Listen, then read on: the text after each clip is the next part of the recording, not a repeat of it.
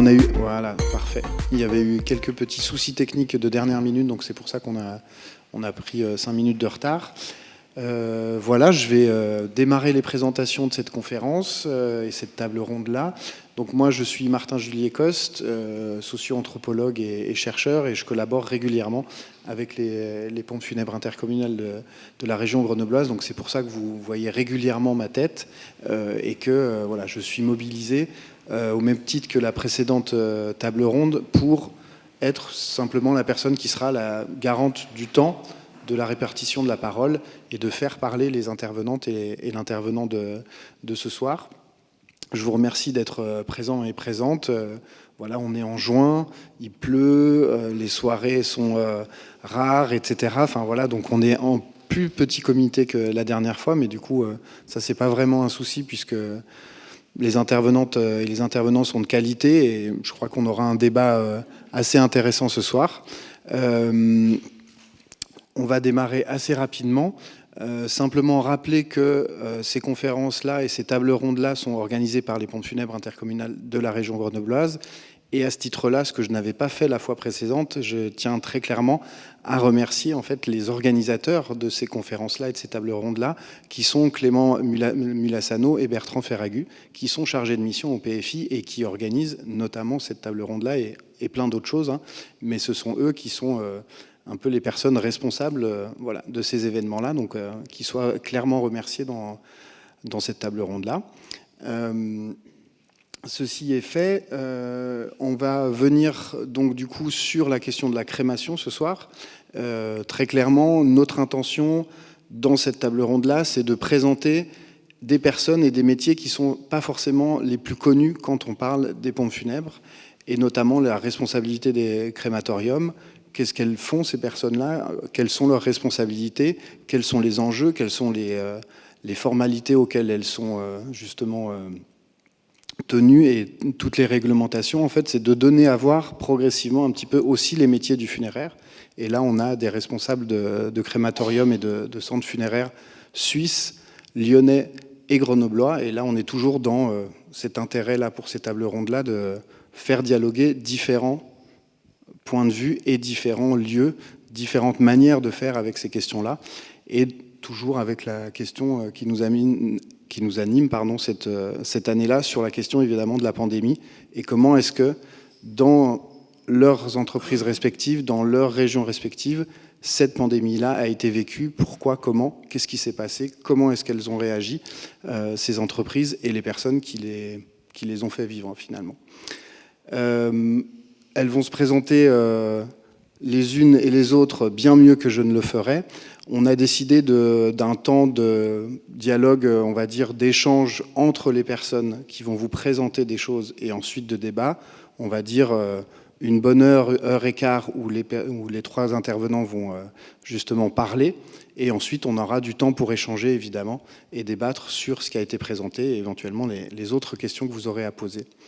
On a décidé de s'organiser de cette manière-là, de la manière suivante, où je l'aurais un peu, je les ai pas drivés, mais on était en accord là-dessus pour qu'elles décrivent d'abord ce qu'est ordinairement leur travail et qu'elles nous expliquent quels sont leurs travails, qu'est-ce qu'elles ont à faire, les équipes qu'elles ont en responsabilité, enfin, qu'elles nous disent en temps ordinaire qu'est-ce qu'elles doivent faire, quelles sont leurs responsabilités et qu'est-ce qu'elles font au quotidien et tout au long de l'année.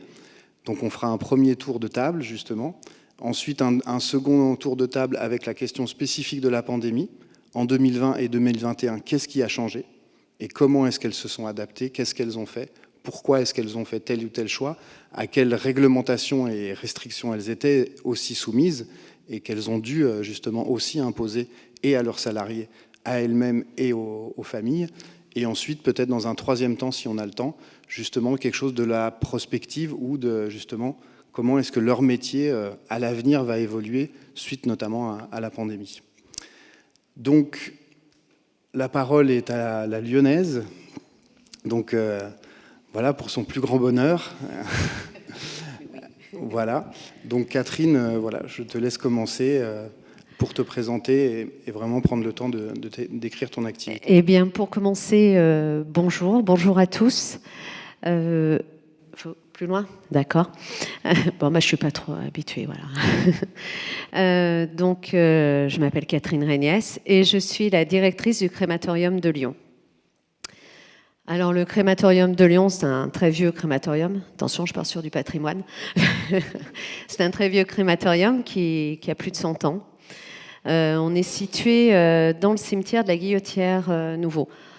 C'est cette particularité qui fait que, enfin voilà, on est vraiment en plein centre-ville, chose qu'on ne retrouve plus maintenant au niveau des crématoriums.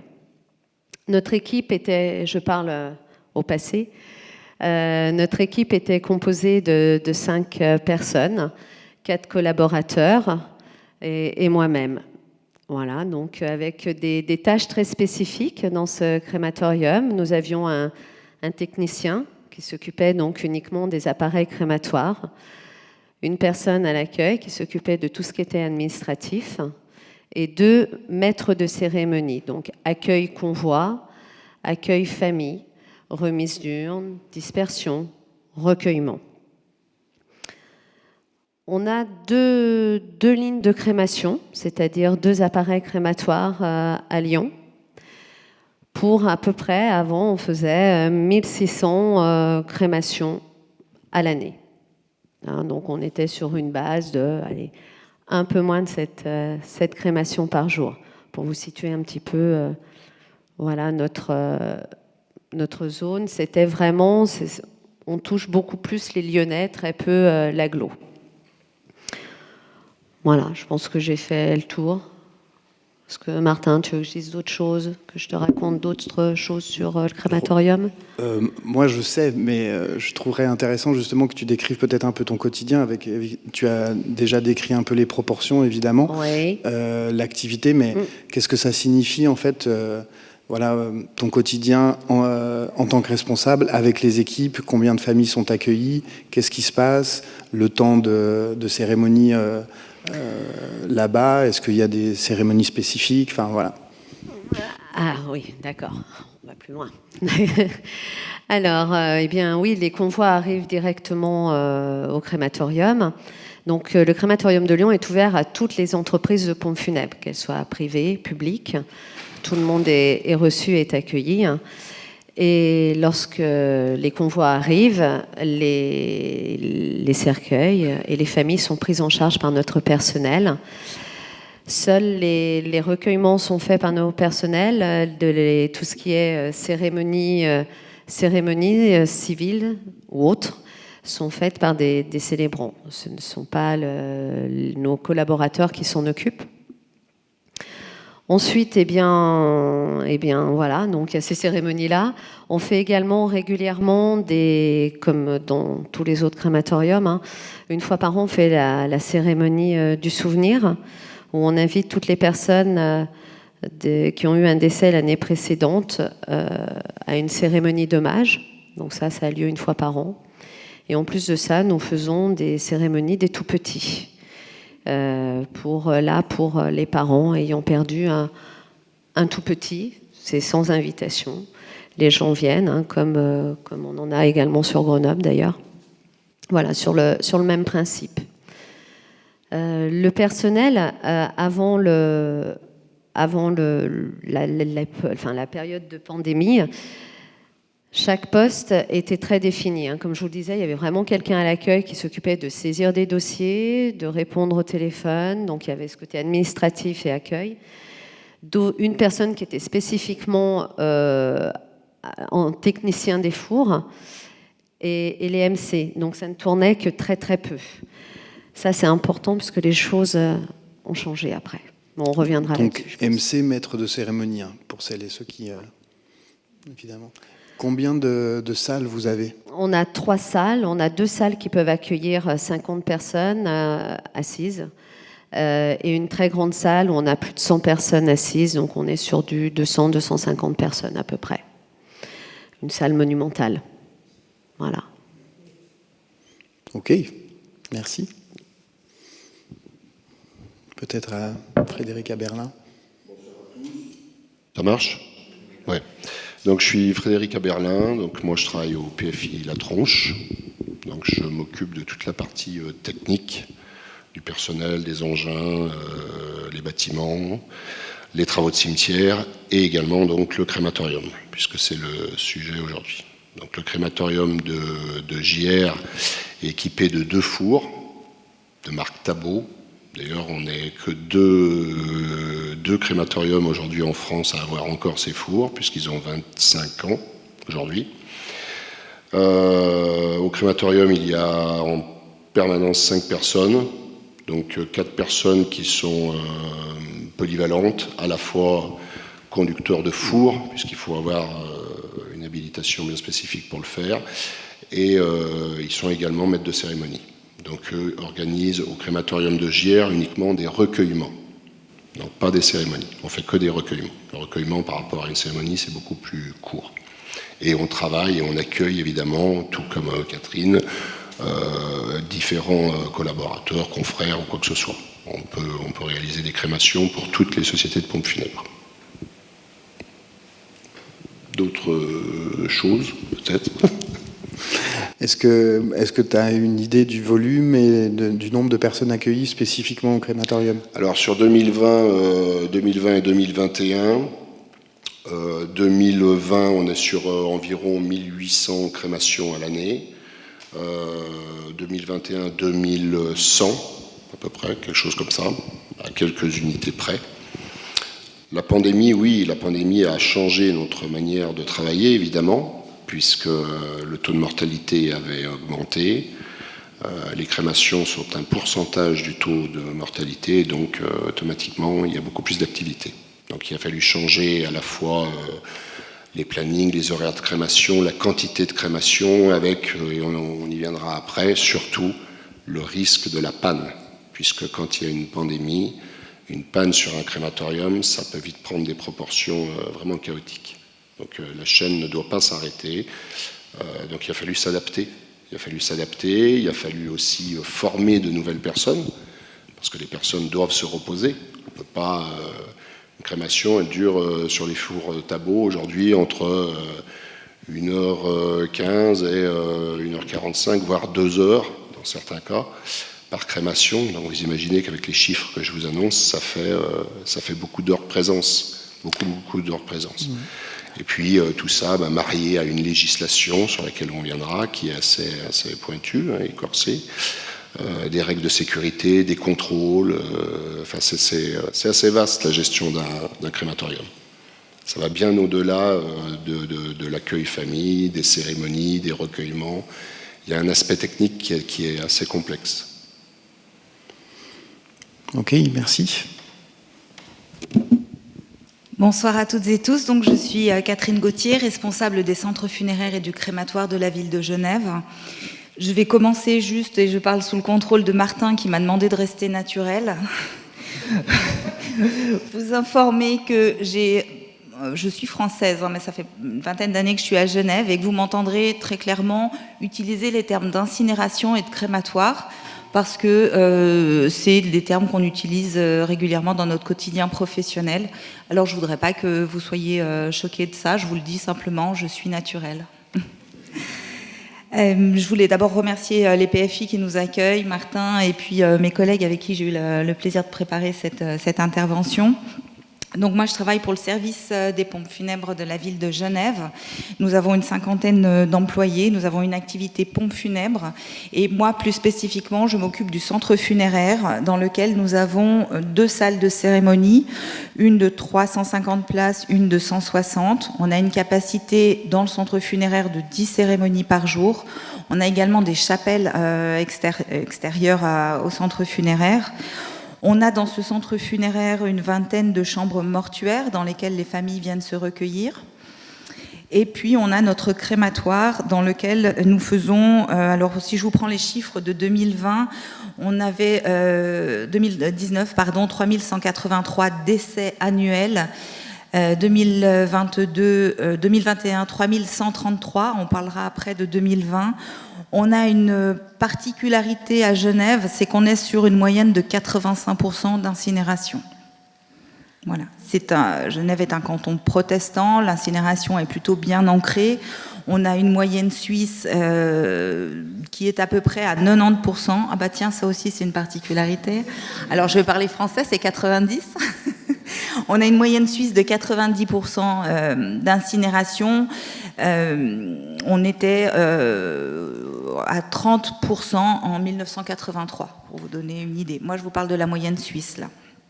Donc, j'ai sous ma responsabilité à peu près 25 collaborateurs. Nous faisons donc, comme je vous l'ai expliqué, des cérémonies dans nos chapelles. Nous faisons également des convois. Alors, ce que nous, on va appeler convoi, c'est quand on doit déplacer le cercueil pour aller faire une cérémonie dans une église, etc. Et puis, soit revenir au centre funéraire pour l'incinération, soit procéder à la mise en terre. Nous avons, nous, dans notre, donc pour le service des pompes funèbres de la ville de Genève, nous avons 4 cimetières, dont un cimetière historique qui s'appelle le cimetière de Plainpalais et que je vous invite à venir découvrir. On a une vision des cimetières tout à fait différente, pour moi qui connais bien les deux pays. On a vraiment des cimetières qui sont plus des parcs. Le cimetière de Plainpalais, c'est un vrai lieu de vie parce que on a très peu d'inhumation, donc peu de risque de déranger une famille qui viendrait se recueillir. On a des personnes qui viennent entre midi et deux pique-niquer, des enfants qui jouent au ballon, des gens qui se reposent. Voilà. C'est une vision tout à fait différente du cimetière. En ce qui concerne l'incinération, on a, nous, la capacité donc, de faire, comme je vous ai donné le chiffre 2019, 3183 décès pour 2743 incinérations. Donc on a 2 personnes qui sont employées techniques vraiment destinées à piloter les fours. Nous, on a une entreprise qui est allemande qui s'appelle ETS, qui gère à distance et puis qui intervient en cas de problème. Mais ça, on en parlera plus tard aussi de tout l'aspect technique qui peut être très, très prenant. Mais pour résumer, 2 personnes qui pilotent les fours et on a toujours, nous, 2 personnes aussi, 2 personnes en alternance qui les aident. On a toujours donc en permanence 2 personnes au crématoire. On ne peut pas faire comme chez vous à Grenoble, si j'ai bien compris, donc à la fois maître de cérémonie et piloter les fours, tout simplement parce qu'on a une installation qui est sur 3 niveaux. On a une installation qui nous permet d'avoir en permanence 3 défunts en cours d'incinération sans évidemment qu'à aucun moment les défunts ne soient mélangés. Hein. Mais on a une installation, enfin la proportion que je vous ai donnée est parlante. On a une installation qui fait qu'on a une capacité en moyenne, on va dire qu'on fait 10 incinérations par jour. Sachant qu'on a une contrainte technique qui va être à 6 incinérations par ligne de four. On a 3 lignes de four, nous. Donc on va aller pour la machine, après on ne parle pas de la question du personnel, mais vraiment pour la machine, on peut difficilement aller au-delà de 6, voire 7 incinérations jour sans mettre le matériel en surcharge. Très bien, je te remercie. Donc je reprécise, hein, on est avec un public qui est effectivement un peu coutumier du fait. Hein, enfin, voilà, c'était aussi volontaire de présenter ces chiffres-là en fait et ces proportions-là en fait pour donner la réalité du travail et des responsabilités. Donc évidemment qu'on n'enlève pas la question de la famille et de ce que vivent les familles, etc. Mais qu'on est là pour l'instant plutôt sur un plan effectivement plus opérationnel et technique et de qu'est-ce que font et quelles sont les responsabilités des intervenants et de leurs équipes. Hein. Donc je précise bien par rapport à ça. Donc tu donnes bien à voir là, vraiment la différence entre Genève, Lyon et Grenoble en fait déjà en termes d'équipement en fait, de responsabilité, de nombre de crémations ou d'incinérations qui sont effectuées par jour. Là, tu disais que vous pouviez accueillir une dizaine de personnes, enfin de cérémonies par jour dans le centre funéraire. Alors aussi, effectivement, on a cette capacité. Je ne dis pas qu'on en a 10 par jour, mais on a 2 chapelles et chacune peut avoir jusqu'à 5 cérémonies par jour. Ok. Et du coup, tu as 20-25 salariés, collaborateurs qui font quoi ? Alors, j'ai une équipe de 7 personnes qui sont adjointes aux chambres mortuaires qui vont gérer à la fois les cérémonies, Donc tout comme à Lyon, on n'a pas d'intervention, nous, pendant la cérémonie. Le maître de cérémonie va présenter et puis va parler à la fin des honneurs, de la verrée, etc., s'occuper de la musique, mais n'a pas d'intervention en cours de cérémonie. Le personnel également qui s'occupe de toutes les levées de corps, puisqu'on intervient jour et nuit pour aller chercher le défunt sur le lieu de décès, le ramener au centre funéraire et puis ensuite procéder aux mises en bière, etc., selon les souhaits de la famille. Et qui va également intervenir le jour de la cérémonie pour emmener le cercueil dans un lieu de culte, aller au cimetière. J'ai oublié de vous préciser qu'on avait, nous, un carré confessionnel sur le cimetière de Saint-Georges, quartier à orientation, et du personnel également qui va se charger donc du crématoire. D'une manière générale, on est assez... chacun a son job, mais il y a quand même évidemment un travail d'équipe et que chacun doit pouvoir aussi remplacer sur des périodes où on est un petit peu en sous-F sur un poste. On doit pouvoir aussi compter sur les collaborateurs pour être polyvalent. Ok, très bien, merci. Alors, je vous propose après de démarrer avec la question du second point qui vraiment voilà, est majeur dans la table ronde d'aujourd'hui, la question de la pandémie. Donc, volontairement, en fait, on a fait le choix de ne pas parler de vagues, en disant une vague 1, vague 2, parce qu'en fonction des régions en France et en Suisse, on parle pas, il y a eu des vagues, il n'y a pas eu de vagues, enfin, il n'y a pas eu la troisième ou la quatrième, enfin, donc du coup là c'est à la discrétion vraiment des intervenants de parler des points saillants sur 2020 et 2021, qu'est-ce qu'ils ont retenu, qu'est-ce qui est à retenir, on va dire, pour notre présentation. Il y a une précision qui est importante quand même et de taille, et les intervenants reviendront dessus, c'est que une des choses qui a été principalement différente entre la France et la Suisse, c'est la question de la mise en bière immédiate, et qui a impacté opérationnellement et techniquement parlant aussi la question de la prise en charge des corps et évidemment des familles, où effectivement en France vous avez ce qu'on appelle la mise en bière immédiate, qui impose que sous les 24 heures la personne soit justement mise en bière, scellée, et qu'on ne puisse plus voir le corps. Je vais un peu vite là-dessus, et qu'en Suisse, cette réglementation-là n'a pas lieu d'être, en fait, elle n'existe pas, et qu'il y a eu d'autres restrictions, mais pas du tout les mêmes que ce qu'on a pu vivre, nous, en France, en fait. Et donc, du coup, ça a des impacts assez différents, enfin, assez importants, pardon, sur l'organisation et ce qu'on a pu mettre en place aussi vis-à-vis des familles et des salariés, les équipes en Suisse. Ce que je vous propose, c'est peut-être que justement on revienne à Lyon, qu'on continue avec Frédéric ensuite sur la question de la pandémie, et on reviendra après avec la Suisse. La pandémie, ça a été un moment forcément très, très lourd qui a débuté pour nous, donc à marquer les grandes lignes au mois d'avril 2020. Et là, on a eu trois enjeux. Le personnel, le technique, le matériel et les familles. Il y a eu ces trois enjeux à gérer. Le personnel, eh bien, le rassurer déjà dans un premier temps. Alors, le rassurer avec les moyens qu'on avait, c'est-à-dire que pas plus de connaissances que tout à chacun. Mais en mettant déjà dans les équipements nécessaires, que ce soit masques, gants, on est allé jusqu'aux combinaisons, et là, moi, je vous parle uniquement du crématorium. Il faut savoir que tous les cercueils qui arrivaient au crématorium étaient javélisés. On a fait toutes les crémations comme ça, avec les cercueils javélisés au préalable. On ne savait rien, ça faisait partie des recommandations qu'on avait. Et le crématorium, surtout, était fermé au public, fermé aux familles, et ça peut être aussi compliqué pour le personnel, c'est compliqué pour les familles de ne pas accompagner leurs défunts, et c'est compliqué pour nous aussi professionnels de laisser ces familles dehors. C'est compliqué, donc il a fallu faire preuve de créativité, et la créativité tout simplement avec la ville de Lyon. On a la chance, comme je vous le disais, d'avoir un crématorium qui est très vieux, qui est centenaire et qui est fait de telle sorte que l'on a ce qu'on appelle un péristyle, donc une avancée, où on a pu laisser les gens venir, donc ils n'étaient pas nombreux, ils étaient 5 membres de la famille, mais pour pouvoir faire un recueillement d'un quart d'heure. Alors ça, c'est ce que nous, on a proposé aux pompes funèbres, et à leur discrétion de le faire et de le proposer à leur famille. Mais pour nous, c'était vraiment important d'arriver avec une solution. Il y a un problème, mais essayons quand même de trouver une solution pour accompagner.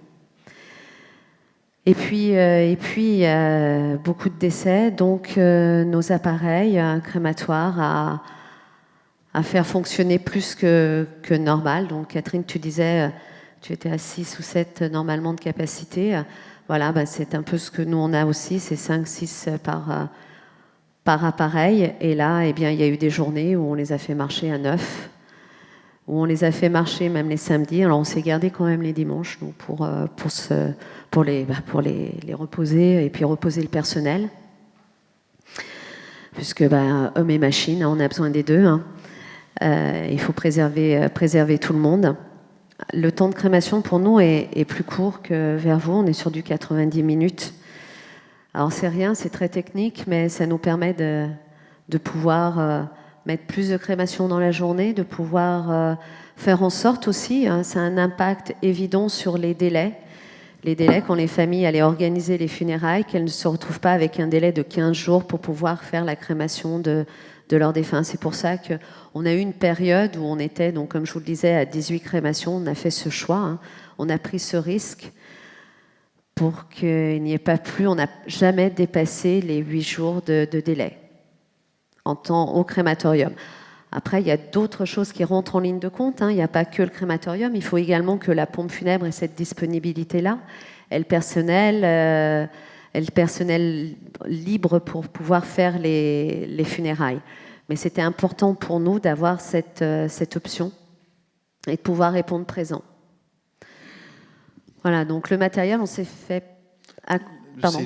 C'est une précision aussi pour la compréhension, c'est que du coup, pendant le temps de la pandémie, en fait, ce délai justement de restitution et de crémation a été poussé jusqu'à 21 jours aussi. Complètement. Et que du coup, pour vous expliquer que le gouvernement a entre guillemets anticipé ça, mais aussi a proposé que, en fait, sachant que opérationnellement, en fait, c'était compliqué, tout en prenant en compte que effectivement, les familles attendaient en fait et avaient besoin de revoir le cercueil et l'urne. En fait, vous ne pouviez pas et vous avez quand même réussi à maintenir un délai, on va dire, bien en dessous de ce qui avait été préconisé, qui allait jusqu'à 21 jours, en fait. Tout à fait. Et alors, on a dit qu'on ne parlait pas de première vague, mais c'est vrai qu'on a eu quand même, sur ce mois d'avril, avec le crématorium fermé, on ne recevait même pas les familles pour les remises d'urnes.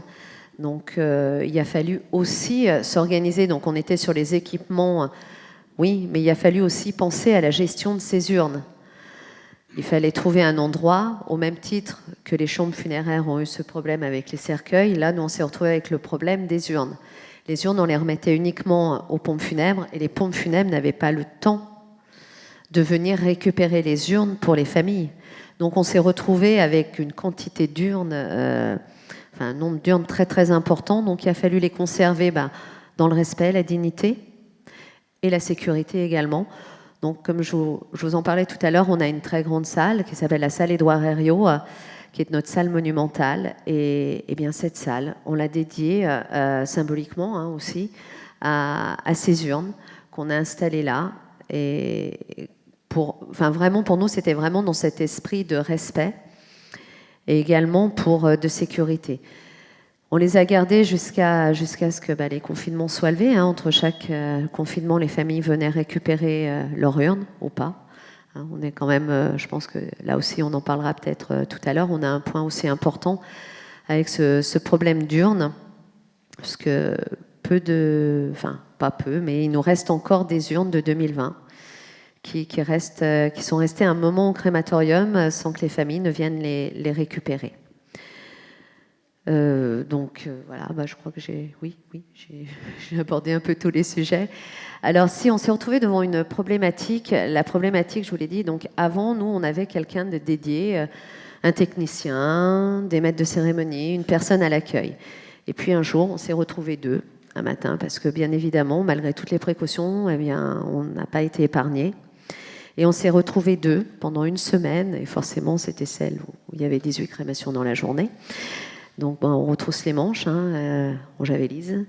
Et puis on se met aussi aux appareils.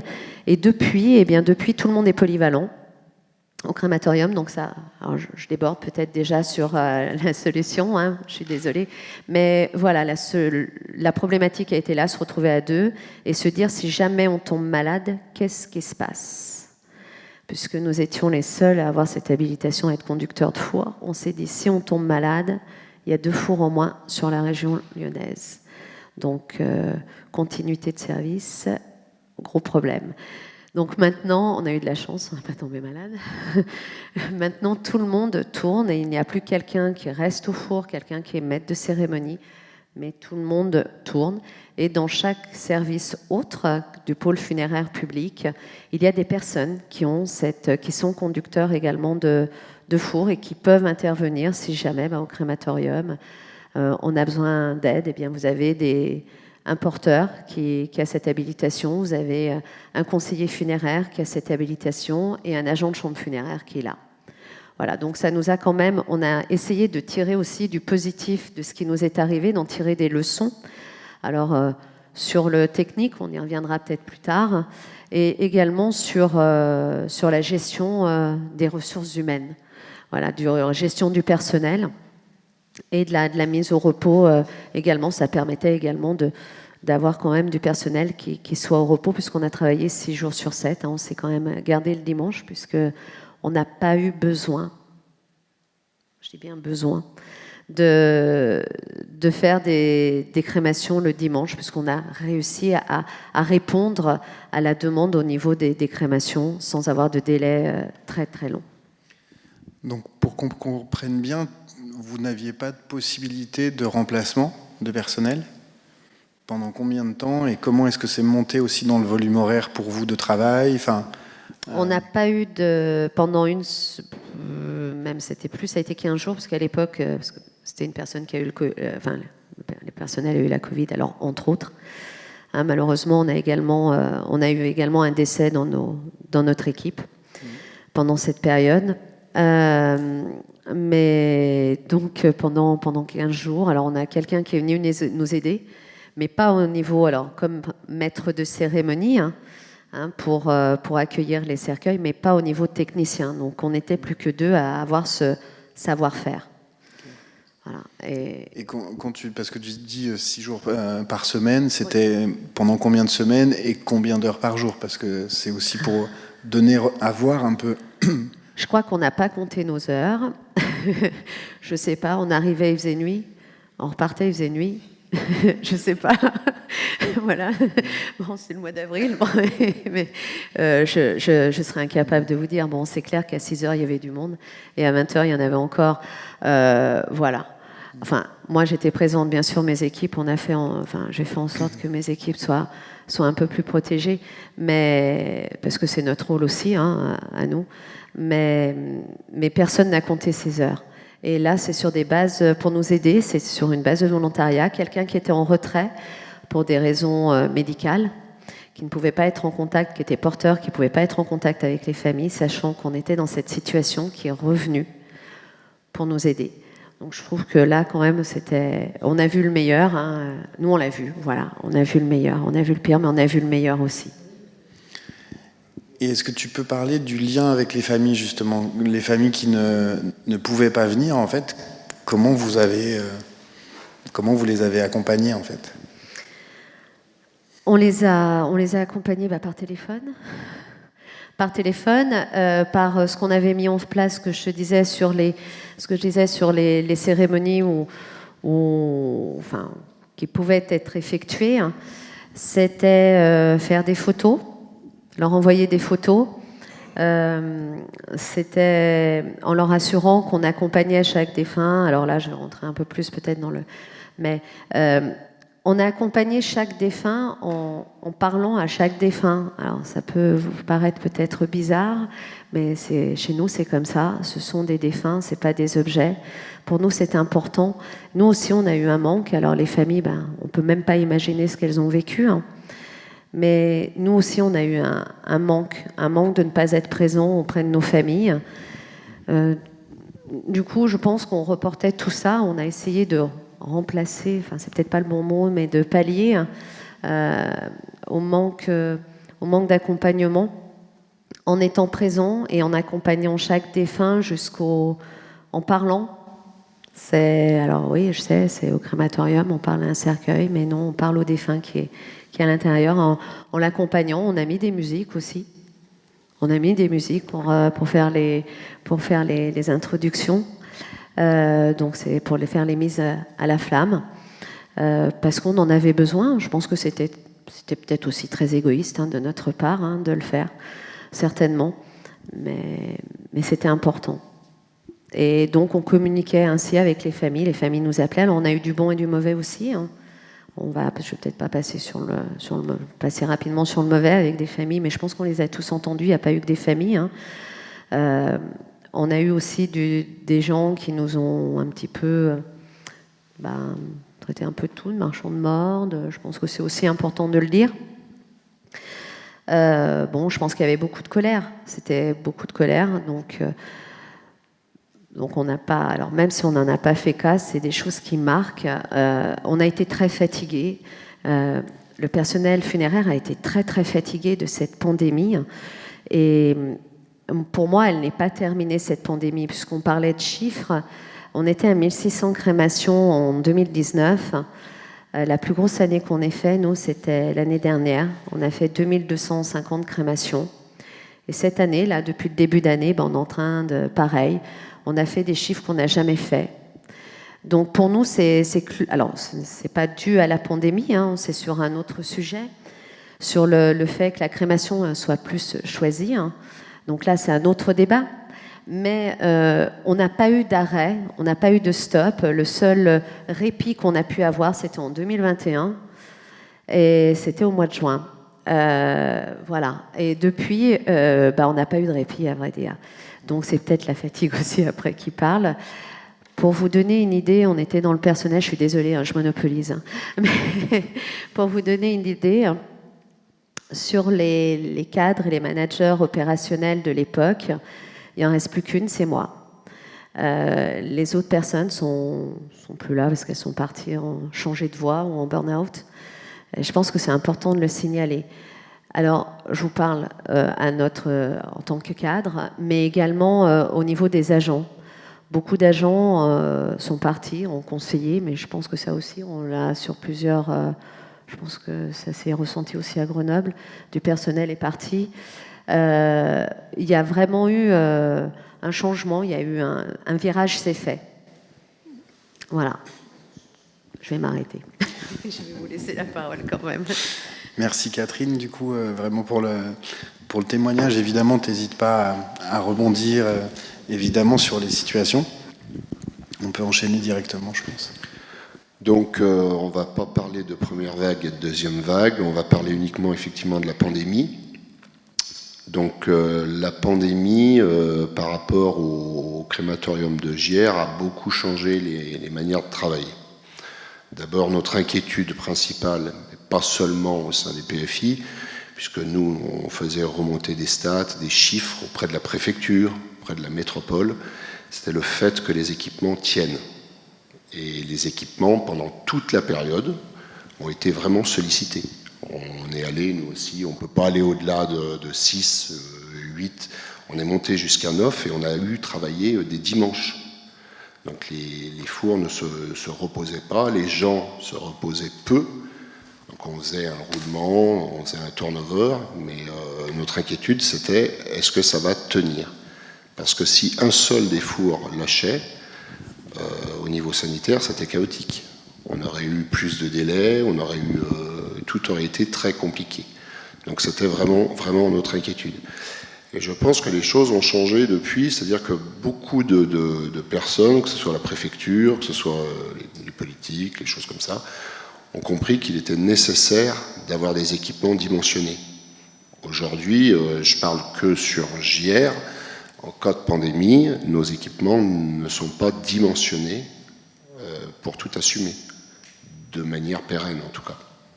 Donc aujourd'hui, c'est vraiment un dossier qui tient à cœur tout le monde, de pouvoir être équipé de fours de dernière génération, pouvoir en travailler plus longtemps, en toute sécurité, parce que c'était compliqué, c'était très risqué.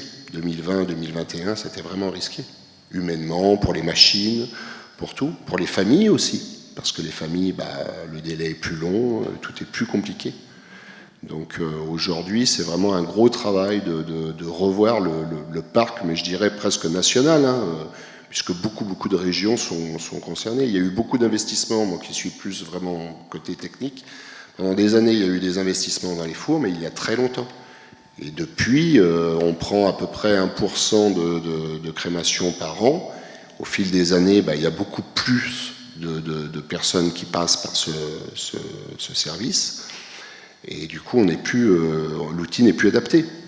Donc il faut vraiment qu'on avance et on se mette à l'ordre du jour pour les années qui viennent, et puis pour se protéger de toute autre pandémie ou quelque chose comme ça.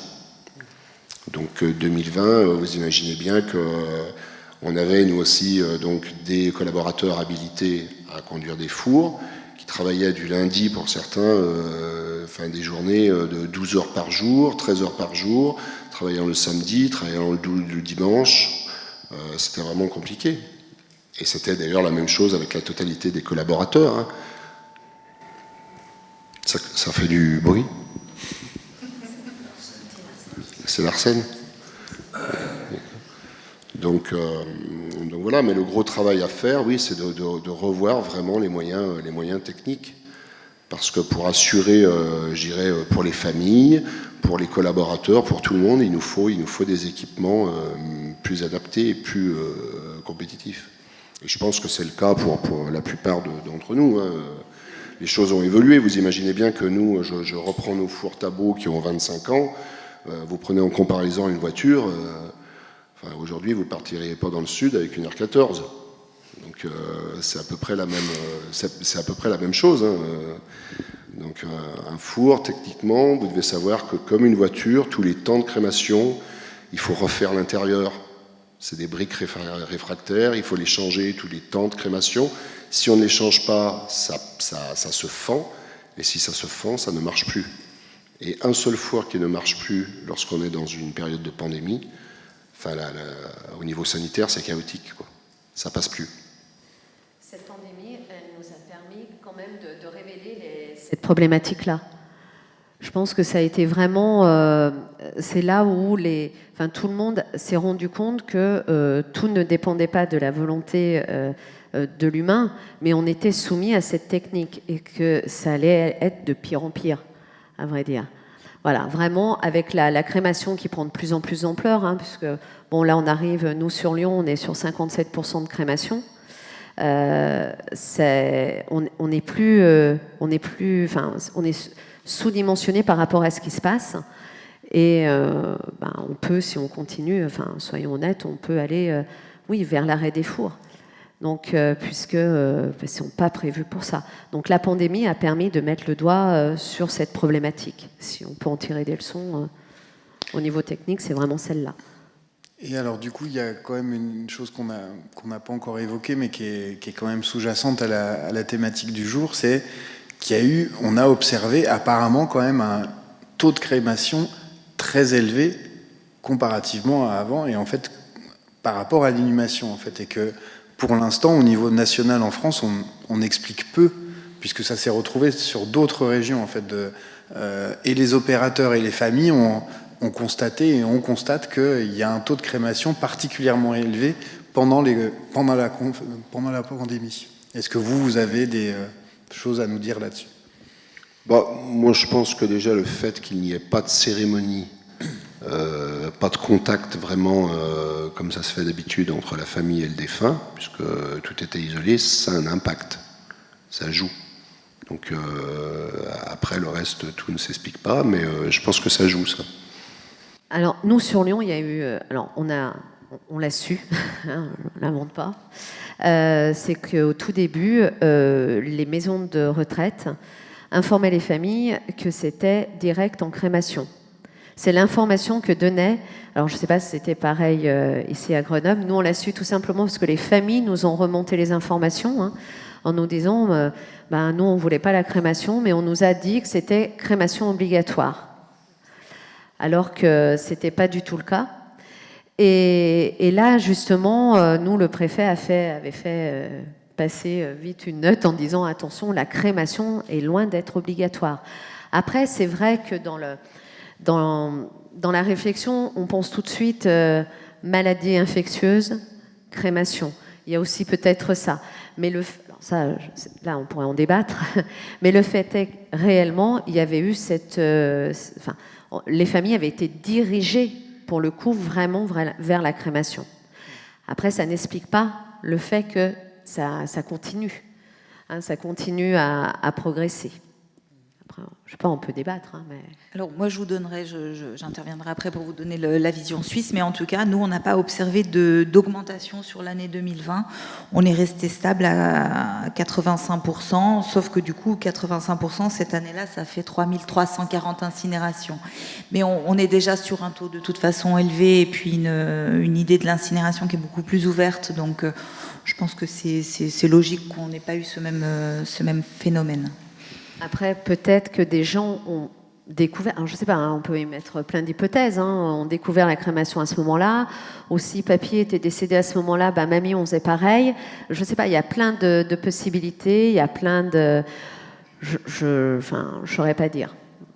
Mais c'est flagrant. Dans les hypothèses qui étaient évoquées, il y avait la question que pour certaines familles, en tout cas, il y avait une certaine croyance comme quoi la crémation irait plus vite que l'inhumation. Plus vite ? Tu veux dire en termes de délai ? Oui, en termes de délai, mais dans une représentation qui est fausse pour vous techniquement et opérationnellement parlant, mais que pour certaines familles, en fait, elles se sont dit qu'en fait, peut-être, donc c'est une autre hypothèse, c'est pas nécessairement la mienne, mais qui vient dans certaines explications. Elles sont absolument pas vérifiées, hein, toutes les hypothèses qu'on évoque là, ce sont des pistes de réflexion, hein, je précise bien. Sur Grenoble, c'est faux, puisque les inhumations, pendant la pandémie, on réalisait les opérations beaucoup plus rapidement que les crémations. Donc on n'a jamais eu d'inquiétude sur les inhumations. Jamais. J'ai bien précisé du point de vue des familles, en fait. Effectivement, du point de vue des opérateurs, effectivement, c'est le contraire, mais que certaines familles auraient pu ressentir et se représenter de cette manière-là. Sur ces moments-là, nous, 2020-2021, en tout cas, on suivait avec précision nos capacités pour pas prendre de retard, mais on ne s'est jamais trop posé de soucis sur tout ce qui était inhumation. C'était vraiment tout tourné autour de la crémation. Et d'ailleurs, au jour d'aujourd'hui, avec les capacités de crémation qu'on a, si on garde et ça c'est une vérité nationale, nos 1% par an, dans 10 ans, je reprends l'exemple me concernant, nos fours de JR, ils ne seront pas capables d'absorber le taux de mortalité désirant réaliser une crémation. Ça ne sera pas possible. C'est pour ça que c'est capital, et je pense que c'est pour ça que beaucoup de personnes en ont pris conscience pendant la pandémie. Ça marche, je propose qu'on enchaîne justement avec la Suisse qui a vécu aussi différemment, mais en même temps quand même, il y a beaucoup de points communs. Oui, beaucoup de points communs, beaucoup de différences aussi que je peux noter. Je vous dirais juste un petit mot personnel. J'ai eu la chance d'avoir le Covid très vite, moi, en mars 2020. Ce qui fait que ça m'a rassurée à titre personnel, parce que hormis le fait que j'étais séquestrée dans ma chambre par mes enfants, qui m'interdisaient de sortir à certaines heures, non, ça m'a beaucoup rassurée à titre personnel. Ça a aussi rassuré mes enfants qui me voyaient partir travailler, et c'est pas évident, parce que c'était une période comme si le temps était suspendu. Il y avait personne. Enfin, je veux dire, on a croisé des lapins dans Genève. C'était personne dans les rues.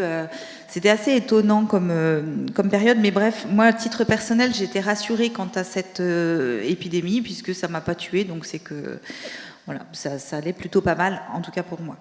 Ça a permis que finalement je me rende compte que j'étais toute seule chez moi sans pouvoir sortir et que du coup personne pilotait le centre funéraire. Enfin, quand je dis personne, en tout cas pas moi, mon adjoint était à ce moment-là aussi en arrêt de maladie pour d'autres raisons. Donc on m'a livré un ordinateur et puis du fin fond de mon lit, j'ai pu quand même me dire, il y a un certain nombre de choses à mettre en place. Et pour moi, ça a été vraiment la chose extrêmement positive, c'est de dire, il y a un moment comme ça où on sort de sa zone de confort et on va devoir trouver une nouvelle façon de travailler, inventer aussi de nouvelles relations avec les collaborateurs qui sont à distance. Donc on se téléphone, on s'envoie des messages, on utilise tout un tas de choses pour faire en sorte que ça tourne. Et ça a tourné, Dieu merci. L'inquiétude que j'ai eue en revenant, c'était évidemment, comme tu l'as dit Catherine, les équipes, comment préserver les équipes, parce qu'à ce moment-là, on se positionne, encore une fois, en ayant résolu la problématique de sa propre personne. On se dit, là voilà, je suis cadre, à un moment donné, il va falloir qu'on ménage les équipes, qu'on fasse en sorte de préserver. On est encore là en mars où on sait pas trop, mars-avril, on sait pas trop à quelle sauce on va être mangé. Donc on sort avec des combinaisons, des masques, tout un équipement assez étonnant.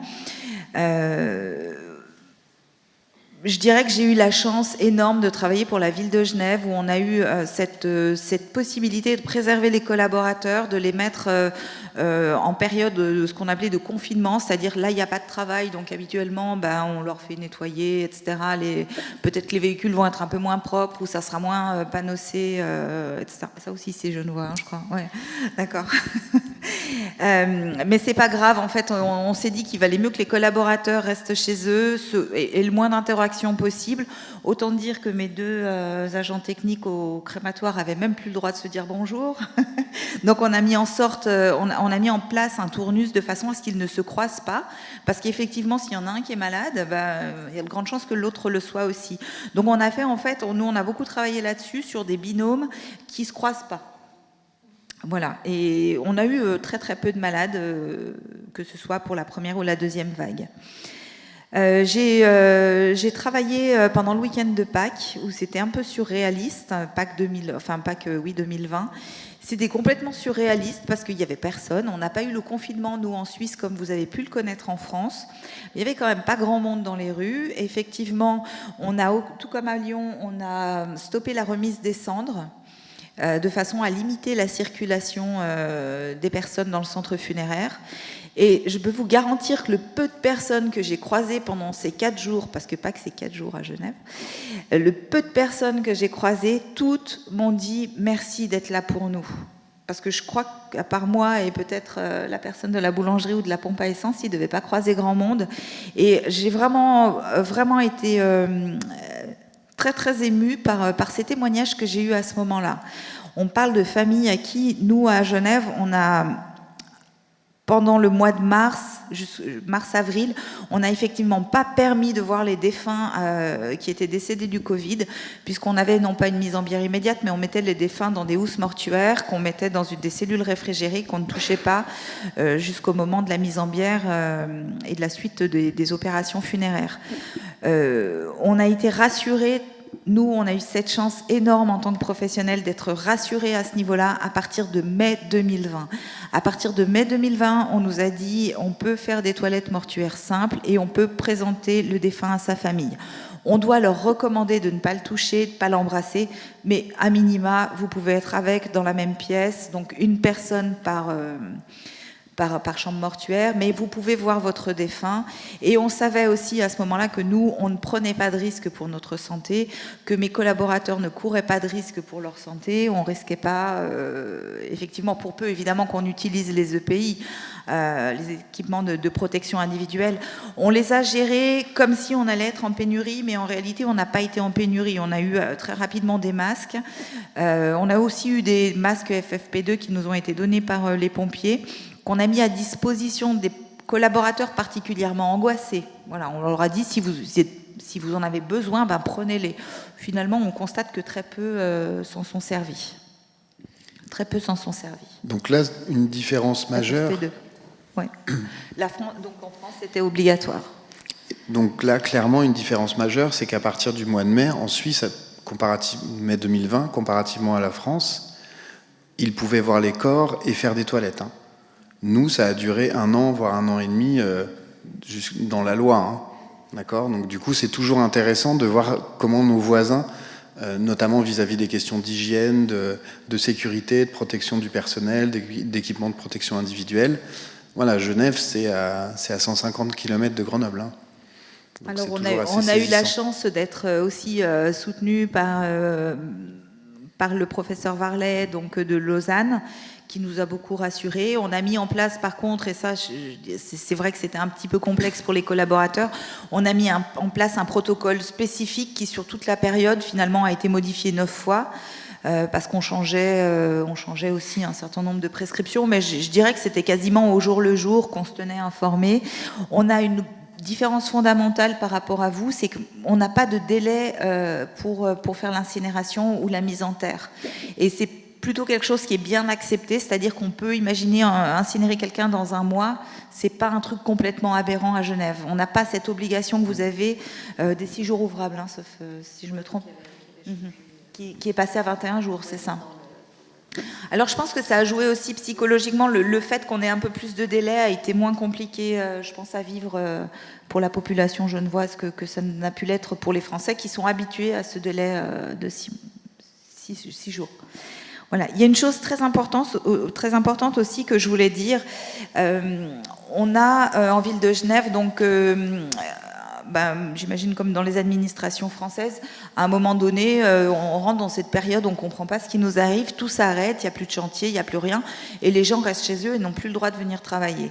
On a des personnes qui sont de services complètement différents, d'horizons complètement différents, qui ont dit nous, on veut bien aller dépanner les pompes funèbres si on peut les aider. On n'en a pas eu 500, hein, mais on en a eu 5 en tout cas, dont un architecte qui a proposé de venir m'aider, qui m'a dit mais moi je fais ce que tu veux, je vide ta poubelle, je te fais tes photocopies, je te fais des tableaux Excel, et une personne en particulier qui en fait travaille pour les services techniques, donc qui connaît déjà nos installations, qui connaissait déjà quelque part les collaborateurs et qui a dit moi je veux bien venir vous aider au four. Donc ça, on parle de, encore une fois, première vague. Il vient nous aider au four. À la fin de la première vague, il m'a dit waouh, Catherine, moi je ferai pas ça toute l'année. Hein. Et quand il y a eu la deuxième vague en novembre, il a dit non mais je reviens quand même. Hein. Et ça, je tiens à le souligner parce que tu disais, Catherine, tout à l'heure qu'on a vu le pire, mais on a aussi vu le meilleur. Et à ce moment-là, d'avoir aussi les chercheurs, tes collègues lausannois, qui sont venus pour être avec nous aussi, pour nous parler, pour connaître, comprendre ce qu'on faisait, pour quelque part nous soutenir, d'avoir ces personnes-là qui sont spontanément venues à nos côtés, c'était super chouette, vraiment super chouette. J'ai pas d'autres termes à vous donner, peut-être c'est pas très professionnel, super chouette, mais je l'utilise parce que c'était une relation humaine. On n'était pas dans un cadre professionnel du tout. C'est des gens qui auraient pu rester chez eux. En plus, il faisait super beau au mois de mars-avril 2020. Et qui sont venus nous aider. Et ça, c'était vraiment... ça a été précieux pour le moral. Vraiment précieux pour le moral. On n'a pas eu de rupture de cérémonie. Nous, on a toujours continué à faire des cérémonies avec 5 personnes, mais des cérémonies quand même. On a proposé des prestataires externes qui ont pu faire des cérémonies filmées. Il y en a eu peu, je n'ai pas de chiffres particuliers à vous communiquer, il y en a eu peu, mais le peu qu'on a fait, je pense que c'était extrêmement important pour les familles. Et on a eu, parce qu'on ne peut pas avoir que des choses simples administrativement, mais j'étais une fois dans mon bureau et quelqu'un m'appelle en me disant « Madame, je voudrais venir vous apporter des vêtements pour mon père, qui n'était pas du tout décédé du Covid, mais en fait, je n'ai pas le droit de passer la douane. » Et c'est un fait que, de mémoire, on a rarement vu la douane fermée, même quand il y a eu des attentats en France, après le Stade de France, etc. J'ai jamais vu une douane fermée.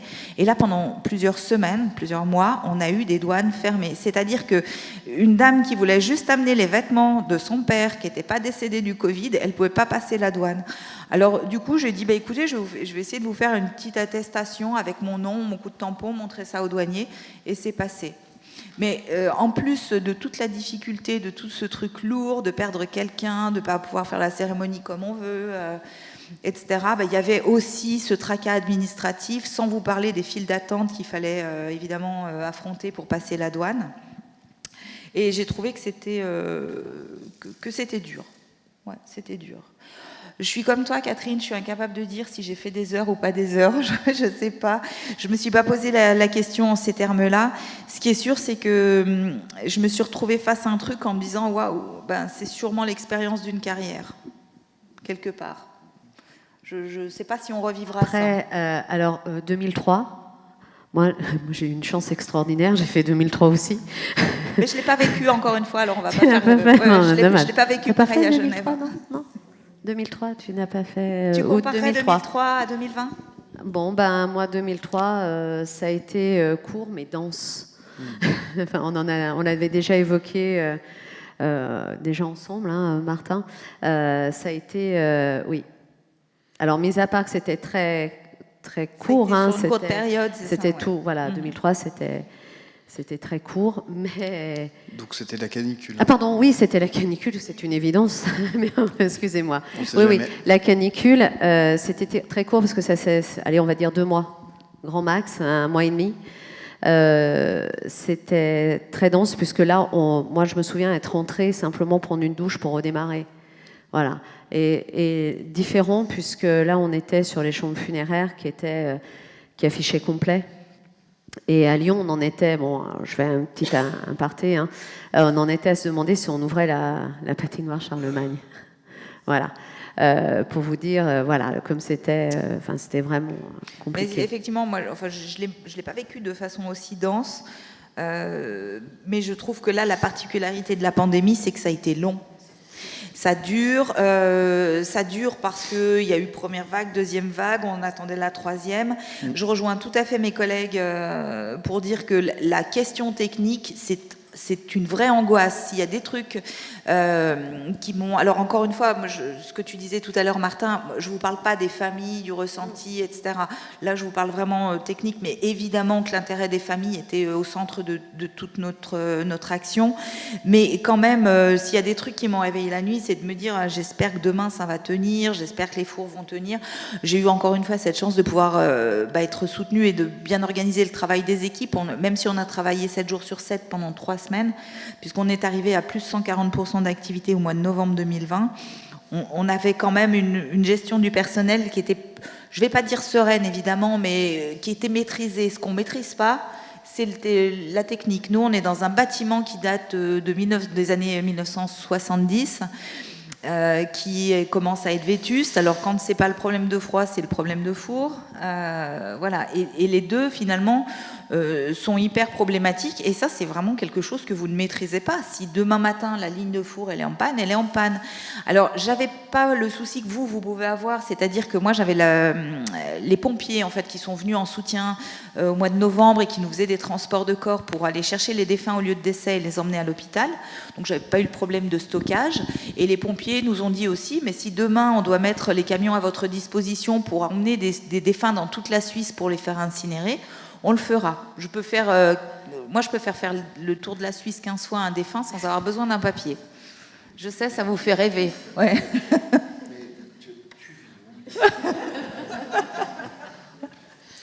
En plus du chocolat, on a moins de papier. Donc là, je me permets juste d'intervenir, mais effectivement, c'est assez intéressant sur la question funéraire, vraiment. C'est qu'en fait, en France, les métiers du funéraire sont soumis à une réglementation très stricte et à une multiplicité de règles, de choses à respecter. Et en Suisse, on est très clairement dans un autre monde. Ils ont évidemment des règles et des formalisations et des gens et un cadre, hein, évidemment, mais qui est diamétralement opposé, en fait. Donc on a vraiment des écarts de pratique, en fait, et de gestion du personnel, des corps, des familles, et ce qui permet dans ce type de situation de pas avoir, je dirais, de pas se polluer l'esprit avec cette question administrative. Moi, j'avais déjà pas ça et j'ai beaucoup compati avec vous. Par contre, comme tout n'est pas rose, sachez quand même qu'à Genève, on a dû jusqu'en février 2022 faire des contrôles de passe sanitaire qui s'accompagnaient nécessairement de contrôles de pièces d'identité, parce que, évidemment, que nous, on avait compris que le passe sanitaire tout seul, ça servait à rien.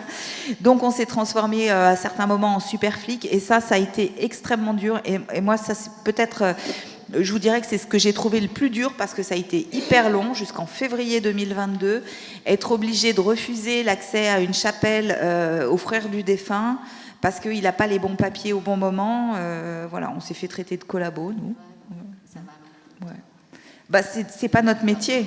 C'est pas notre métier. Je veux dire, moi, je suis pas, j'ai pas signé pour mettre des gens dehors pour des cérémonies, dire non, t'es en basket, tu rentres pas. C'est pas mon métier, ça. C'est pas mon métier. Et j'ai trouvé ça extrêmement dur. Personnellement, je salue le côté volontaire des collaborateurs ou des concitoyens suisses. Nous, on n'a pas eu cette chance. On n'a pas eu beaucoup d'aide d'où que ce soit, hein, je vous le dis franchement. Par contre, il y a une chose qui était vraiment intéressante. Et moi, j'ai connu 4 mois de pandémie à Lyon. Et après, je suis arrivé à Grenoble et j'ai eu à nouveau, la deuxième vague, donc à nouveau 4-5 mois de pandémie. Donc j'ai vécu presque 1 an de Covid, non-stop, quasiment, en tout. Mais ce qui m'a marqué, que ce soit à Lyon ou à Grenoble, dans une entreprise, ou quelle que soit l'entreprise, il y a toujours des différences, on aime bien Pierre, on aime bien Paul, ou vice-versa. Eh bien, pendant cette période de pandémie, il n'y avait plus ça. C'est-à-dire que tout le monde vraiment travaillait main dans la main. Leur seule inquiétude, la seule question qui se posait souvent, et il y a certains de mes collaborateurs dans la salle ou anciennes collaboratrices, c'était toujours la même, c'est quand est-ce que ça va s'arrêter. Ça, c'était vraiment une inquiétude permanente. Mais par contre, il n'y avait plus de différence. Tout le monde travaillait vraiment en équipe. On ne voit ça que dans des périodes difficiles comme ça. Ça, c'était vraiment... Et c'était pareil pour les agents, pour les thanatos, pour les fossoyeurs. Tous les différents secteurs d'activité au milieu des pompes funèbres, au sein des pompes funèbres, c'était comme ça. Le seul souci, c'était quand est-ce que ça va s'arrêter. Ça, c'était vraiment quelque chose et c'est là où on voyait la fatigue quand même au quotidien. Mais c'était vraiment le souci principal. Et à Lyon, c'était la même chose. Et à Grenoble, c'était la même chose. Et je pense que chez toi, c'était pareil. Ou à Genève, pareil. Oui, effectivement. Et... Pas savoir, en fait, pas voir l'issue du truc, en fait, pas voir le bout du tunnel. Et encore une fois, je pense que dans la gestion de la pandémie, on a été beaucoup plus vite rassurés en Suisse que vous ne l'avez été en France. Peut-être. Oui. Oui, et ça a été précieux, vraiment. Ça a été précieux pour les familles, mais pour nous aussi en tant que professionnels. Et ça va même au-delà, puisque, alors même au sein même de l'entreprise, mais même nous, ça a été au-delà. Il y a un autre crématorium dans la région qui est le crématorium de Bron, alors qui est notre concurrent, je mets bien les guillemets. Et pendant cette période de pandémie, on devait s'appeler à peu près toutes les semaines pour savoir comment ça allait, comment allaient les équipes, comment allait l'équipement, comment on allait, est-ce qu'on tenait le coup. Voilà, donc il y a plus non plus, on s'est tous retrouvés partenaires. Et je pense que ça, c'était important. Et comme on pouvait échanger également avec PFI, avec Martin, et puis toi, Catherine, on se passait nos petits coups de fil régulièrement pour prendre des nouvelles. Et donc, même avec ces pseudo, soi-disant concurrents qui sont devenus des partenaires, et je pense que ça a quand même changé aussi cette vision. Enfin, sur Lyon, nous, ça a créé du lien. Puisqu'on se rend compte, deux crématoriums sur Lyon, on a besoin l'un de l'autre. Et on n'est pas des concurrents, on est des partenaires, puisqu'on est complémentaires. On se retrouve avec les mêmes problématiques. Et c'est bien d'avoir du soutien et de savoir qu'on peut compter les uns sur les autres. Puisque, comme on en parlait, oui, la technique, elle en a pris un coup quand même. Et maintenant, on est en train de payer les pots cassés. Puisqu'on est tous... je pense qu'on est tous en train de se poser la question, ou en train de faire des réparations, enfin pour moi en l'occurrence, puisque là, nous, on va attaquer une grande vague de réparations. Donc, je pense qu'après, tout le monde va un petit peu suivre. Quoi. Ouais, toi aussi, Catherine, je crois que tu... Non. Alors nous, on est sur un même projet pire que... Là, effectivement, il faut que tu sois plus explicite pour le public, là, du coup. Mais effectivement, on peut passer tout à fait un peu, même synthétiquement, pour après avoir du temps avec la salle, les prospectives, et maintenant, avec... un petit peu de recul, même si la pandémie n'est pas tout à fait officiellement terminée, ou en tout cas on est passé à quelque chose d'autre, en tout cas. Voilà. Où est-ce que vous en êtes maintenant et comment vous vous projetez dans vos responsabilités et sur l'avenir, en fait, de... L'avenir, donc techniquement, je viens de le signaler, tout simplement. Là, on va remettre tous nos équipements On va les réparer, on va faire les réparations, on va en prendre soin. Humainement, eh bien, enfin, au niveau du personnel, on avait changé des choses, on a changé des choses, on va sur la polyvalence. Nos relations, c'est un peu ce que je viens de vous dire. À vrai dire, le bilan, il est vraiment là. Hein. On a appris beaucoup de cette pandémie, mais il faut vraiment pas y mettre dans un tiroir. Il faut vraiment s'en servir pour avancer et continuer. Nourrir tous ces partenariats également. Alors une question me vient, mais puisque du coup tu nommais aussi 2003 tout à l'heure, en fait suite à 2003, il y a des bilans et il y a des choses qui ont été mises en place. Après, il y a beaucoup de dossiers, beaucoup de gens qui ont bossé sur les cellules d'urgence, sur qu'est-ce qu'il faudrait mettre en œuvre, etc., qui a été pas très mobilisé en tout cas pour cette crise-là apparemment. Est-ce que vous, en interne, est-ce que vous avez formalisé des choses, des récits, des retours d'expérience, ou pour garder un peu cette mémoire-là dans le but de potentiellement, si ça revient. Oui, on a notre. Au bout d'un moment, là, au bout de 2 ans, on commence à être rodé. Donc, on a formalisé ça comme une charte, à vrai dire, voilà, comme une charte de fonctionnement en cas de pandémie. On est même allé plus loin parce que là on est en train de travailler il n'y avait pas de charte il n'y avait pas de protocole pour travailler sur une pandémie comme celle qu'on a vécue. Par contre, on a un protocole qui existe sur Lyon pour travailler avec les maladies style Ebola. Donc ça existe, les maladies infectieuses hémorragiques.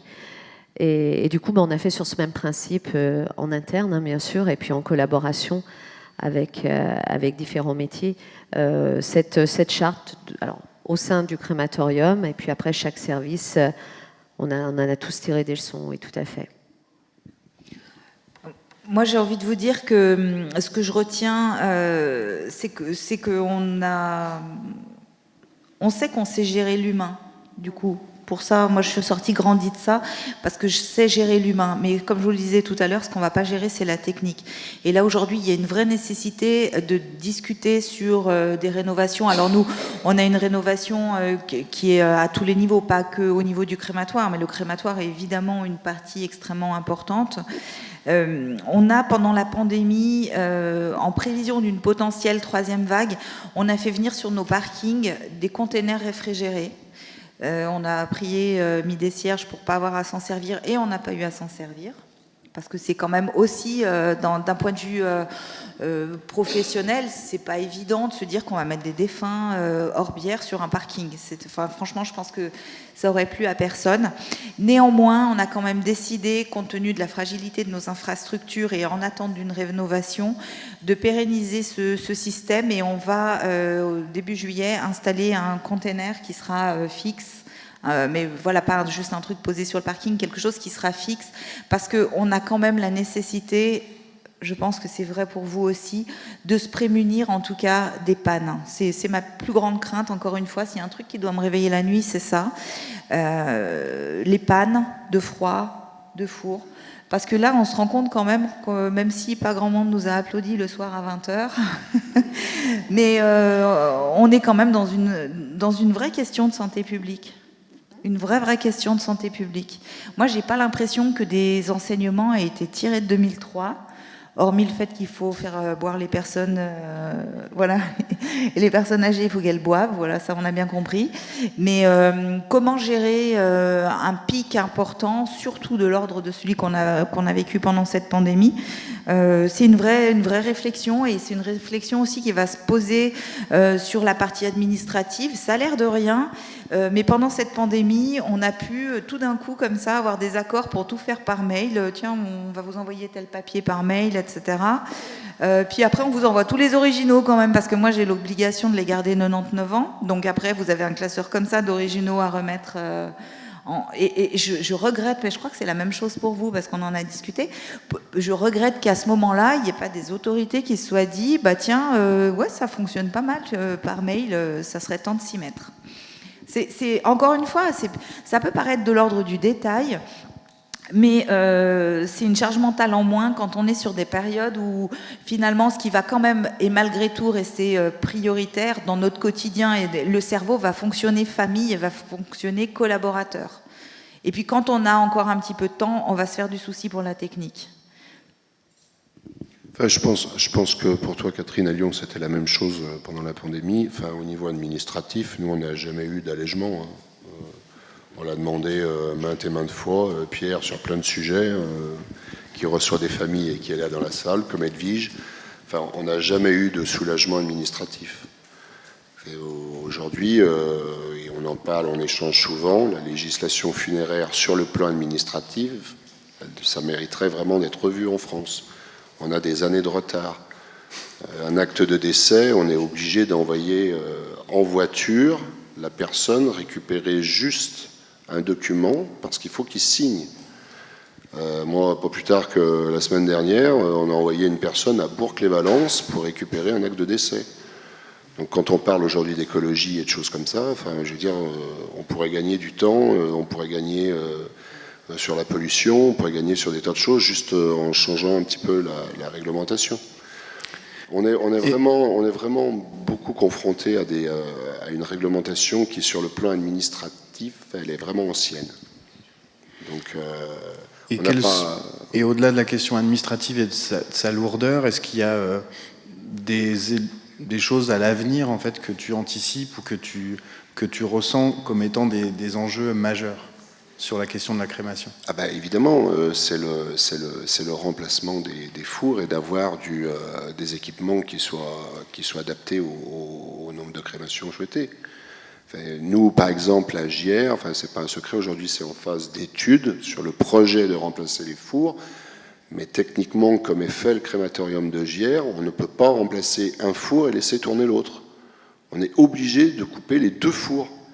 Ce qui veut dire systématiquement que pendant toute la période des travaux, nous devrons travailler soit avec le crématorium de Chambéry, et c'est en majeure partie avec le crématorium de Chambéry, parce que lui, il a des équipements récents, et puis on a l'habitude de travailler avec lui. Au niveau de la distance, c'est à peu près en proximité le plus rapide, mais ça veut dire que la totalité de nos crémations pendant la durée des travaux devrait être ventilée sur Chambéry.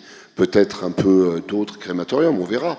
Mais ça aura un impact sur notre organisation vraiment important, quoi.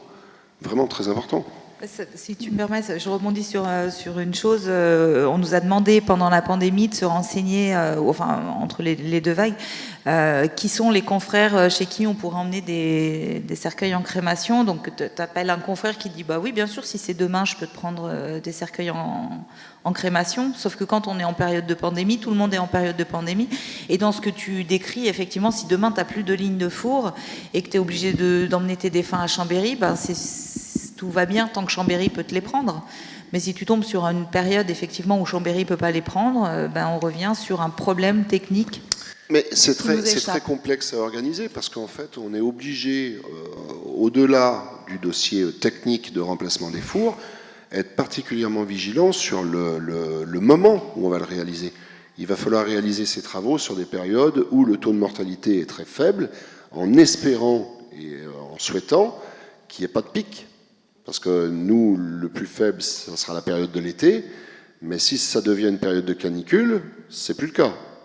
Donc c'est un exercice qui est quand même assez compliqué à gérer. Alors je vais faire celui qui va arrêter le temps, puisque du coup il est déjà un peu 20h35, et voilà, je pense que c'est intéressant de laisser un peu la place à la salle. Je soulignerai quand même donc la question administrative, opérationnelle, et la question de santé publique en fait, où effectivement vous avez aussi posé des questions à la fin sur le côté de... Voilà, il y a des questions qui ne vous concernent pas directement, mais qui concernent aussi la question politique de quel dispositif et quelle structure on met à disposition aussi de la population en général pour assurer ce qui est à venir. Du coup, j'ai envie de te dire qu'il concerne surtout la question politique. Voilà, je laisse peut-être maintenant la parole un peu à la salle, un peu des impressions, des commentaires, des questions concrètes.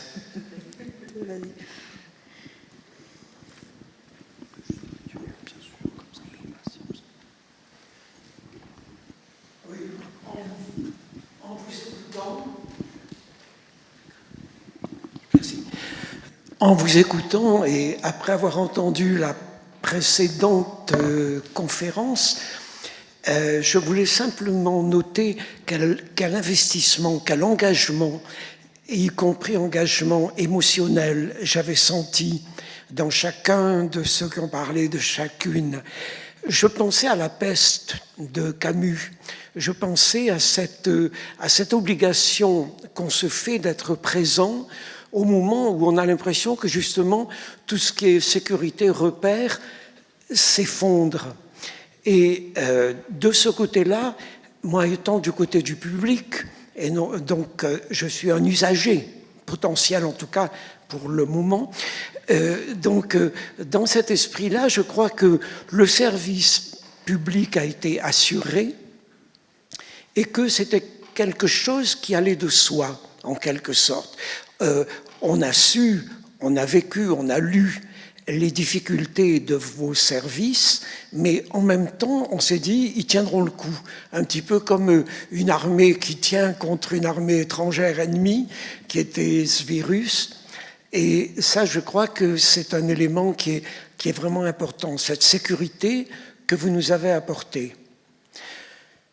Cela dit, pour m'interroger, vous n'avez pas exprimé quelque chose qui est vos horaires, les jours d'ouverture, ces choses-là qui allaient de soi pour vous, mais à un certain moment, je me suis dit, mais est-ce que les cérémonies dans les différents lieux peuvent avoir lieu 5 jours par semaine, 6 jours, 7 jours le cas échéant? Est-ce qu'il y avait une variable d'ajustement qui existait? Apparemment, la variable d'ajustement, ça a été vous, c'est-à-dire vous avez été jusque où il fallait aller, mais par rapport aux usagers, est-ce que vous avez changé vos horaires de cérémonie? Est-ce que vous avez ouvert davantage? Est-ce qu'il y a eu des modifications dans le face-à-face? Alors nous, on a effectivement une fois ou deux ouvert les chapelles de cérémonie le samedi après-midi, puisqu'à Genève, on ne fait jamais de cérémonie le samedi. Je dirais qu'en fait, la question s'est très peu posée parce qu'on a eu vraiment une chute drastique des cérémonies, parce que souvent les personnes se sont dit, tant pis, on fera plus tard avec une urne. D'ailleurs, c'est un phénomène assez étonnant, c'est qu'on s'attendait avoir beaucoup de demandes de cérémonies avec urne après quand c'est redevenu plus ou moins normal, en sachant qu'on avait dit on ne facture pas de prestations de chapelle supplémentaires. On a eu finalement très peu de demandes et j'imagine que ça c'est une libre interprétation, que les familles ont peut-être fait des cérémonies dans des cadres tout à fait différents de ceux qui sont habituels quand on a le cercueil. Peut-être dans la nature, peut-être dans une salle des fêtes, peut-être au domicile, etc.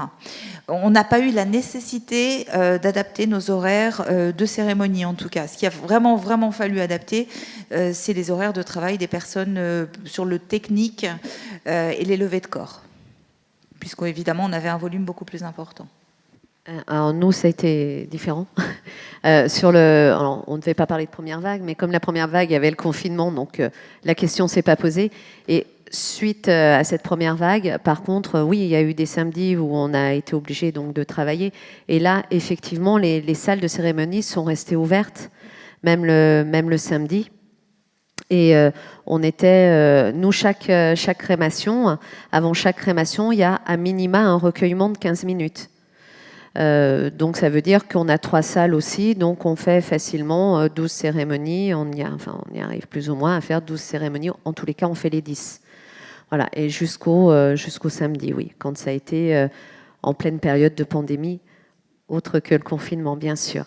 Et comme en Suisse, au niveau on avait laissé les salles à disposition gratuitement après le confinement pour que les personnes puissent venir faire des cérémonies avec leur urne. Et nous aussi, on a eu le même constat. Très très peu, ça nous a été très très peu demandé. C'est vraiment à la marge, ça tient sur une main. Donc c'est vraiment à la marge. Après, la vraie question que je me pose à ce sujet-là, c'est de me dire, est-ce qu'on est face à des deuils qui n'ont pas été faits, ou est-ce qu'on est plus, et je préfère aller dans cette option-là, plus sur des rituels qui se sont personnalisés? Je pense plutôt aussi. Ouais. J'aime plutôt à croire ça. Ouais. Moi, je vais juste vous livrer après, je promis. Après, hein. Non, un dernier petit chiffre quand même. Non, tu as parlé tout à l'heure, Catherine, à juste titre, de la question de la gestion des cendres. Et pour moi, c'est une vraie difficulté, une vraie problématique en tout cas. Nous, par contre, on est je suis très stricte sur le délai de garde qui est d'1 année. Et j'écris systématiquement aux familles au bout d'1 année et je disperse les cendres. Je me suis intéressée à 2020. En 2020, on a 5% des cendres qui n'ont jamais été réclamées. Et 15 à 20% de ces 5% sont des défunts de mars ou de novembre 2020. Donc on parle vraiment de la période de pandémie. On a 15 à 20% des cendres qui ne sont pas réclamées. Je me dis que ça pose aussi une question en termes de gestion de la fin de vie, des personnes qui décèdent seules. On a aujourd'hui beaucoup de solitude, hein, on s'en rend compte. Et 5%, c'est un tout petit chiffre qui ne veut rien dire, sauf que 5%, pour moi, c'est déjà trop. C'est des défunts qui sont sur des étagères. C'est pas, pour moi, ce n'est pas acceptable. Je ne suis pas en train de dire que ce n'est pas acceptable que les familles ne les prennent pas. Je dis juste que moi, j'essaye de trouver des solutions pour inciter proposer mon aide pour trouver des solutions, etc. Mais ces cendres qui ne sont pas récupérées, j'aimerais pouvoir leur offrir un lieu de sépulture digne avant ce délai d'1 année. Est-ce qu'il existe en Suisse une association du type mort de rue et isolé, puisque notre mort de rue est isolé, ça veut dire qui peut assurer des cérémonies là où il n'y a personne pour les assurer? On n'a pas ce type l'association Mort de rue, non, on n'a pas cet équivalent, en tout cas à Genève, hein, peut-être que ça existe ailleurs en Suisse. On a des associations comme le Carré qui sont aussi, qui peuvent accompagner des personnes peut-être des fois dysfonctionnantes, etc., au moment où elles décèdent. Mais il faut savoir quand même, et je pense que c'est un point important à souligner, on a beaucoup plus en Suisse de personnes qui se font incinérer sans cérémonie, ce qu'on appelle une incinération d'office. Parce qu'il n'y a pas de famille, ou parce que c'est le choix de la famille, ou c'était la volonté du défunt. Ça leur appartient. Le défunt est incinéré sans forme de cérémonie. Tu parlais tout à l'heure de 15 minutes de recueillement avant l'incinération. Nous, on n'a pas ça. Nous, on fait une cérémonie selon les souhaits de la famille ou celle exprimée par le défunt, et on incinère le défunt le lendemain. Dans quelques exceptions, la famille veut assister à l'incinération. On ne le conseille pas parce que c'est technique. On n'a pas des locaux adaptés, mais on ne l'interdit pas non plus. Et pour répondre à votre question, non, effectivement, on n'a pas ce type d'accompagnement.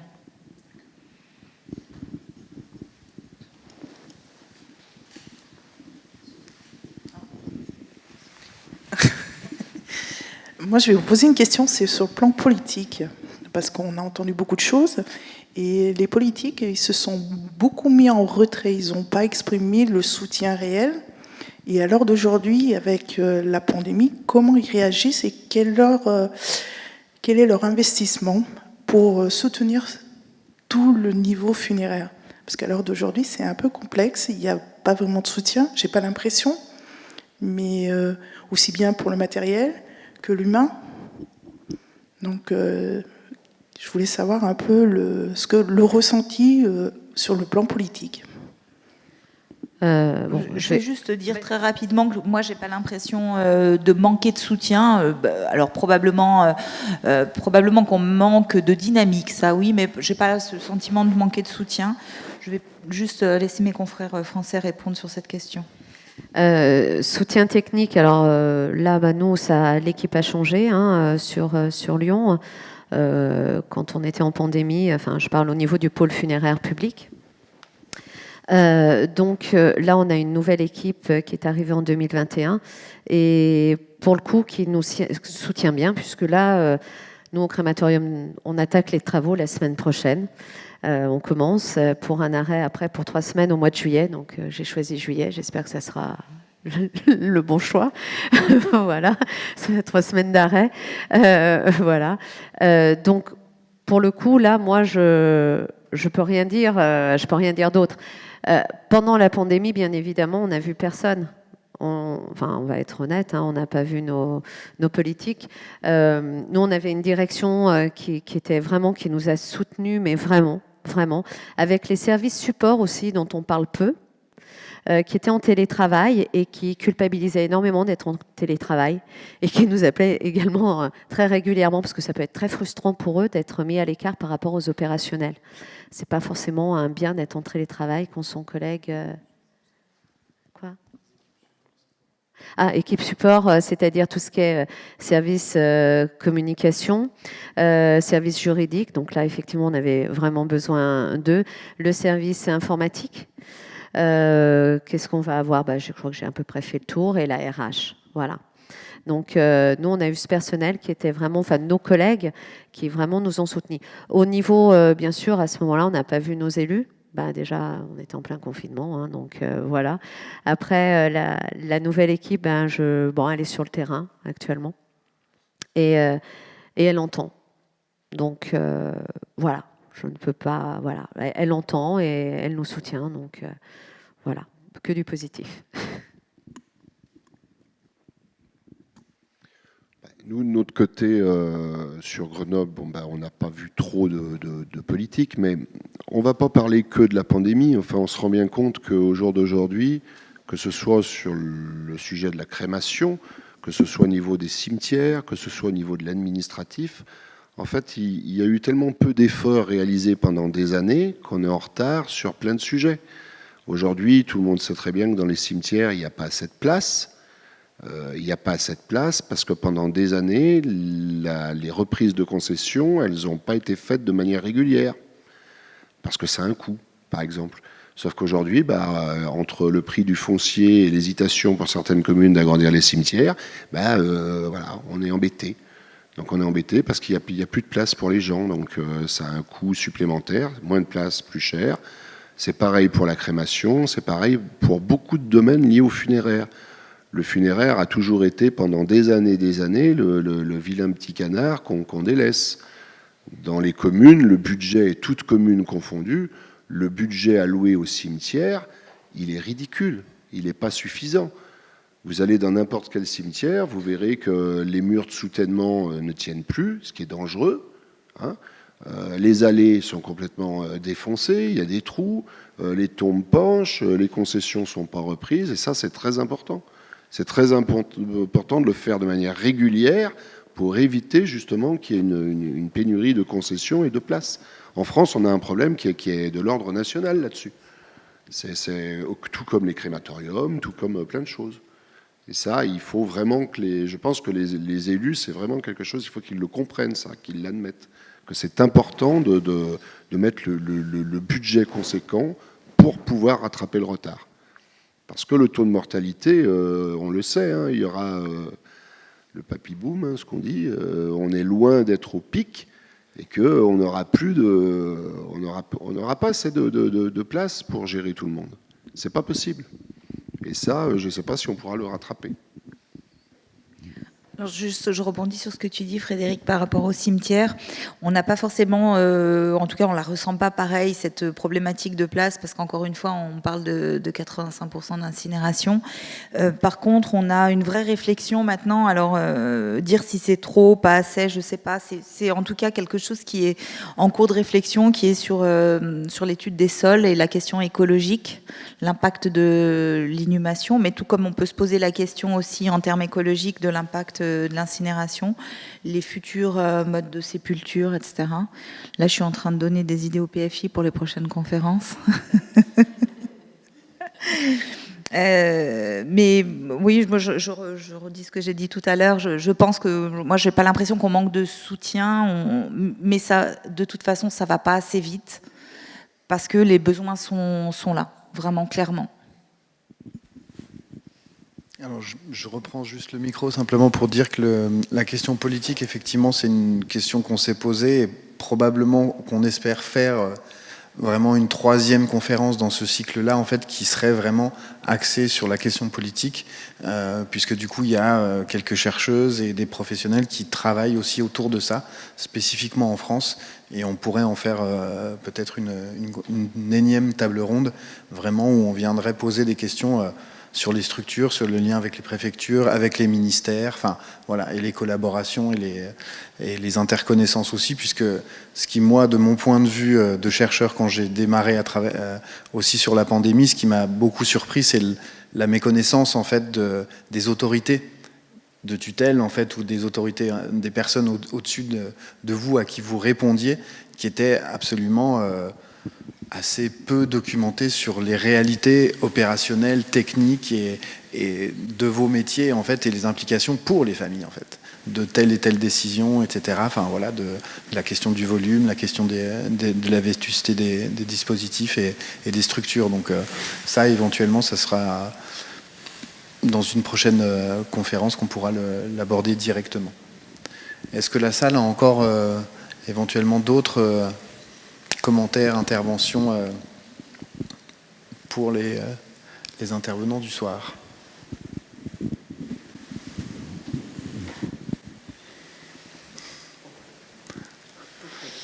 Alors, pour vous, c'est bon, du coup aussi, ou est-ce que vous souhaiteriez ajouter quelque chose ou rebondir sur nos échanges? Ou ça va? Ok. Eh bien alors écoutez, je vous propose d'applaudir quand même nos intervenants et nos intervenantes.